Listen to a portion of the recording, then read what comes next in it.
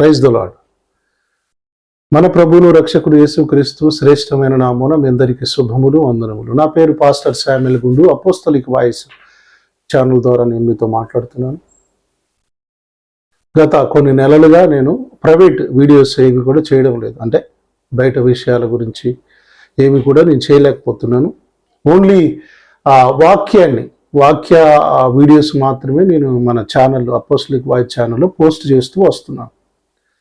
So గత కొంతకాలంగా నేను మన క్రైస్తవ సమాజంలో జరుగుతున్నటువంటి విషయాలను అబ్జర్వ్ చేస్తూ ఉన్నటువంటి కొన్ని అంశాలను నన్ను కొంచెం బాధ పెట్టినవి, నా హృదయాన్ని కలిచి వేసినటువంటి వాటి విషయంలో స్పందించాలని నేను ఈ వీడియో తయారు చేస్తున్నాను.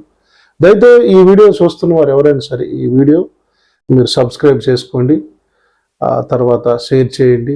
మన ఛానల్కి లైక్ చేయడం వల్ల మీరు ఏమవుతుందంటే అనేకులకు రీచ్ అవుతుంది, ఇంకా కొంతమందికి రీచ్ అయ్యే అవకాశం ఉంటుంది. That's my suggestion. If your choice, మీరు ఇష్టం చేసుకోండి, లేకపోతే లేదు. కానీ దీనిలో ఈ వీడియోలో నేను మాట్లాడాలనుకున్నటువంటి ఒక సందేశం ఏంటంటే, ఈ మధ్యకాలంలో సిగ్నేచర్ స్టూడియో క్రాంతి గారు కొన్ని వీడియోస్ చేస్తూ కొన్ని నెలలుగా, కొన్ని సంవత్సరాలుగా కొన్ని అంటే సమాజంలో ఏదైతే ఇంపార్టెంట్ అయినవో ఉన్నాయో, ఏదైతే ఒక సున్నితమైన అంశాలను ఆయన ఎంచుకొని అలాంటి వ్యక్తులతో వీడియో చేస్తూ ఉన్నాడు. అందులో కొంతమంది నాస్తికులు ఉన్నారు, పైరి నరేష్ గారు లాంటి వారు, కొంతమంది హిందూ పండితులు ఉన్నారు, ఇంకా కొంతమంది క్రైస్తవ సేవకులు. ఈ మధ్య కాలంలో క్రైస్తవ సేవకులు వచ్చారు. అందులో వికేఆర్ గారు మొట్టమొదటిగా ఆయన చేయటం, రెండోది విపిఆర్ గారు అంటే విజయప్రసాద్ రెడ్డి గారు. సో మంచి పరిణామమే. క్రైస్తవ సేవకులంగా మనము మన వాయిస్ను సమాజానికి తెలియచేయడము తప్పేం లేదు. That's good. నేను ఏమంటానంటే చాలా మంచి ఒక వేదిక ఏర్పడుతుందని నేను నమ్ముతాను. అయితే విపిఆర్ గారు క్రాంతి గారితో మాట్లాడినటువంటి ఆ వీడియోలో దాదాపుగా 2 వెర్షన్స్గా అవి రిలీజ్ అయినాయి. దాంట్లో నేను చూసి అబ్జర్వ్ చేసిన విషయాలను మీతో మాట్లాడతాను. విజయప్రసాద్ రెడ్డి గారు క్రాంతి గారు మాట్లాడినటువంటి విషయానికి నేను ఏ దేవుని పేరు ఉచ్చరించడానికి నేను సాహసించను, దయతో అది గమనించాలి. ఆయన ఏం చేశాడంటే, మీ బైబిల్ పరంగా ప్రైజ్ ద లార్డ్ అని ఆయన సంబోధించాడు. దానికి విజయప్రసాద్ రెడ్డి గారు వారి దేవుణ్ణి, ఆయన ఏదైతే అన్నాడో ఆ దేవుని పేరును జై అంటూ ఉచ్చరించాడు. దాన్ని క్రైస్తవ సంఘాలు చాలా మంది ఆత్మీయ సేవకులు కానీ దీన్ని ఖండిస్తున్నారు. నా మట్టుకు నేను విజయప్రసాద్ రెడ్డి గారిని కొంచెం ఇష్టపడతాను, ఎందుకంటే కాస్త ముక్కుసూటి మనిషి, మాట్లాడతాడు. అంతకుముందు అమ్మ తేజ అయినటువంటి ఒక బోధకుని గురించి కూడా ఆయన ఖండించాల్సిన విషయాలలో ఖండించాడు, దాంట్లో తప్పేం లేదు. సో నేను విజయప్రసాద్ రెడ్డి గారిని కరుణాకర్ సుగుణ గారితో మాట్లాడిన డిబేట్ విషయము నేను ఆయన మెచ్చుకుంటాను. అండ్ ఇంకొక మతోన్మాది ఉన్నాడు, ఈ రాధా మనోహర్ అనేటువంటి వ్యక్తి, అతని గురించి కూడా కొన్ని ఫోన్ కాల్స్ మాట్లాడినవి కూడా నేను చాలా చక్కగా మాట్లాడుతున్నాను, సంతోషం. అంటే సమాధానం చెప్పగలిగినటువంటి సత్తా ఉన్నటువంటి బోధకుడనే విజయప్రసాద్ రెడ్డి గారి గురించి నేను చెప్పాలి, తప్పదు, ఎందుకంటే ఆ కెపబుల్ ఉంది ఆయనకి. సో ఈ వీడియోలో క్రాంతి గారి వీడియోలో మాట్లాడిన దాంట్లో అతడు ప్రైజ్ ది లార్డ్ చెప్తే, ఇతను కూడా బ్రదర్ విజయప్రసాద్ రెడ్డి గారు కూడా జై అంటూ తన దేవుణ్ణి అవతల ఏ వ్యక్తి అయితే ఏ దేవుణ్ణి నమ్ముతాడో ఆ దేవుని నామాన్ని జై కొట్టి అంటే స్మరించాడు. అంటే నీవు చేసినది నీకు ఇష్టమైనప్పుడు నేను కూడా నీ దేవునికి కొడతాను, నేను చెప్తాను అన్నట్టుగా చెప్పాడు. అంటే తన దృష్టిలో అది తప్పు కాదు ఏమో అనుకున్నాడు, కానీ యాజ్ పర్ బైబిల్ పరంగా మనం చూస్తే అది రాంగ్. బిబ్లికల్గా మనం ఆలోచన చేస్తే రాంగే.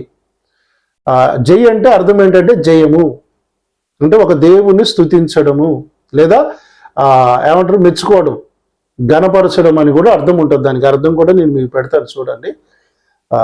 అంటే ఒక క్రైస్తవుడు మనకు ఒక నిబంధన ఉందండి. We are not a ordinary people. We are the covenant people. Bible పరంగా మనం నిబంధన ప్రజలు. మనకు ఇలాగే ఉండాలి, ఇలాగే జీవించాలని కొన్ని షరతులు ఉన్నాయి. మన ఇష్టం వచ్చినట్టుగా మాట్లాడడానికి కూడా దేవుడు సెలవు ఇవ్వలేదు, కొన్ని అనుమతించలేదు ప్రభు. మీరు దానియేలు గ్రంథంలో షడ్రక్ మెషక్ అబేద్నెగోలను మీరు చూడండి. వారిని ఇరకాటంలో పెట్టడానికి ఆ దేశంలో ఒక విగ్రహాన్ని పెట్టి దానికి మొక్కాలి, నమస్కారం చేయనటువంటి వారిని తీసుకెళ్లి అగ్నిగుండంలో పడేయాలనేటువంటి ఒక గొప్ప ఆజ్ఞ జీవో తయారైనటువంటి రోజులవి. ఆ టైంలో అందరూ కూడా భయపడ్డారు, లేదా అందరూ కూడా రాజాజ్ఞకు లోబడ్డారు, భయపడి చంపేస్తారు, అగ్నిగుండంలో పడేస్తారని అందరూ దండం పెట్టారు, కానీ నమస్కరించారు. కానీ షడ్రక్ మెషక్ అబేద్నెగోలు మాత్రం నమస్కరించలేదు. రాజుగారికి కోపం ఎందుకు వచ్చిందో తెలుసా? ఆ ముగ్గురిని పిలిచి, ఏమి మీరు దండం పెట్ట నమస్కరించలేదంటే ఏంది కథ? వాళ్ళు చాలా ఆర్డినరీ పీపుల్ అయి ఉండి ఏమని మాట్లాడారు తెలుసా? నెబుకద్నెజరు రాజు కూడా కాదు, ఇందు విషయమై నీకు సమాధానం చెప్పాలన్న చింత మాకు లేదు, అసలు నీకు చెప్పాల్సిన అవసరం కూడా లేదు అని నెగ్లెక్ట్గా, చాలా నిర్లక్ష్యంగా మాట్లాడితే ఆ మాటలు విన్న ఆ బబులోను నెబుకద్నెజరు యొక్క ముఖం వికారమాయను ఉంది. ఆయన ముఖము వికారమైందంట. అంటే అతని వాళ్ళ ఆన్సర్ వినేసరికి అతని ముఖము వికారమైపోయింది. ఎస్, కొన్నిసార్లు మన మాటలు, కొన్నిసార్లు మన జవాబులు అవతల వారిని బాధ పెట్టినా పర్వాలేదు. తీసుకెళ్లారు, అగ్నిగుండములు వేశారు. మా దేవుడు అగ్నిగుండము నుండి రక్షించుటకు సమర్థుడు, రక్షింపకపోయినను. That is their answer. వాళ్ళ ఆన్సర్ అదే, మేము మీ దేవునికి దండం పెట్టము, నమస్కరించమని చెప్పారు. అంటే కొన్ని నిబంధనలు, మనకు ఒక షరతులు ఉన్నాయి, మనకు ఒక బౌండరీ ఉంది. ఆ బౌండరీ దాటి మనం ప్రవర్తించడానికి లేదు. అక్కడ వాళ్ళు కూడా వాళ్ళకి ఈజీగా తప్పించుకునే అవకాశం ఉంది. దండమేగా, ఏముంది అలా దండం పెట్టుకుని యేసుప్రభు నీకు దండం అని చెప్పేసి అనుకోవచ్చు. కానీ దానికి కూడా వాళ్ళు యాక్సెప్ట్ కాల. ఎవరైనా సరే మా దేవుని కంటే మేము దేన్ని ఘనంగా ఎంచమని డిసైడ్ అయిపోయారు. మొర్దెకై కాలంలో హామాను అనేటువంటి వాడు కూడా మొర్దెకైని లొంగ తీసుకోవాలని ఎంత ట్రై చేశాడు. మొంగకయు నమస్కరింపకయు ఉన్నందున అతడు పగపెట్టాడట.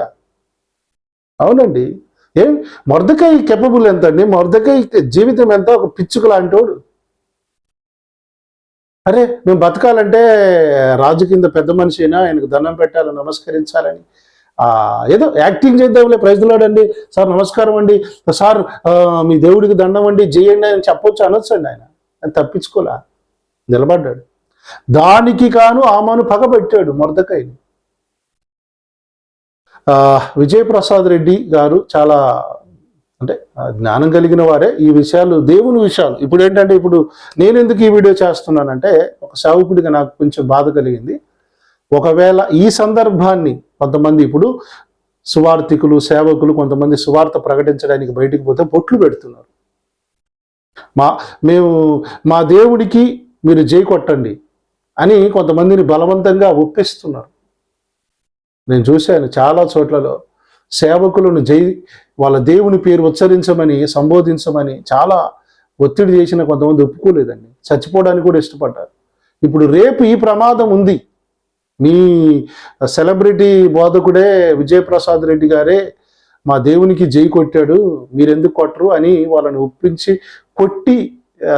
కొట్టించి చంపించే ప్రయోగాలు జరగకపోవు, ఖచ్చితంగా జరుగుతాయి. ఈ ప్రమాదం ఉంది విజయప్రసాద్ రెడ్డి అన్న.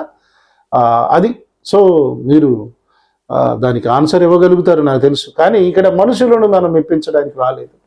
సమస్త మహిమ, ఘనత, ప్రభావాలు మన ప్రభు అయిన దేవుడే పొందడానికి అర్హుడు. ఆయనే అర్హుడు. ఆయనకు మించినటువంటిది ఆ ఘనత మనం ఎవరికి ఆపాదించడానికి లేదు. మన నోట ఒకటే మాట, యేసే జయం, యేసుకే జయం.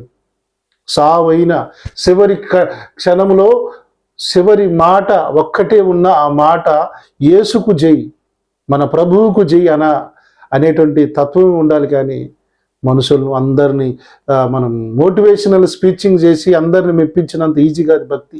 ఇది చాలా కఠినమైనటువంటిది. కొన్నిసార్లు తప్పదు. భేదం నేర్పాలి. మంచి ఏంటో చెడేంటో నేర్పగలిగే స్థాయిలో ఉన్న మనం కొన్నిసార్లు ఇలాంటివి చేయకపోవడం మంచిదని నా అభిప్రాయం. అయితే ఎవరు కూడా ఈ విషయాల గురించి ఎక్కువగా రాద్ధాంతం చేయకండి. మనం ఉందాం. విజయప్రసాద్ రెడ్డి గారు కూడా చాలా మంచి ప్రీచర్ ఆయన. దానికి ఆయన ఆన్సర్ కూడా ఇస్తాడు ఆయన. నా ఒక సలహా ఏంటంటే, ఒక సేవకుడిగా విజయప్రసాద్ రెడ్డి అన్న, ఇది తెలియకనే ఆది అపోస్తులుడు చంపబడ్డారంటారా? ఇది తెలియకనే నేటి సేవకులు చాలామంది సువార్తకి వెళ్తుంటే కొడుతుంటే కూడా వాళ్ళ దేవుడిని ఒప్పుకోమని బొట్టులు పెట్టి కొడుతున్న, బైబిల్ చించుతున్న అనకుండా ఉన్నవారు వాళ్ళు పిచ్చోళ్ళ మన దృష్టిలో కాదు. కాబట్టి ఈ విషయంలో విజయప్రసాద్ రెడ్డి గారికి నేను ఒక సలహా ఇస్తున్నాను. దయతో ఎవరు కూడా ఈ విషయాన్ని క్రిటిసైజ్ చేయడానికి, ఇలా దీన్ని విమర్శించడానికి ఎవరు కూడా ప్రయత్నం చేయాలి. Thank you. God bless you. అందరికీ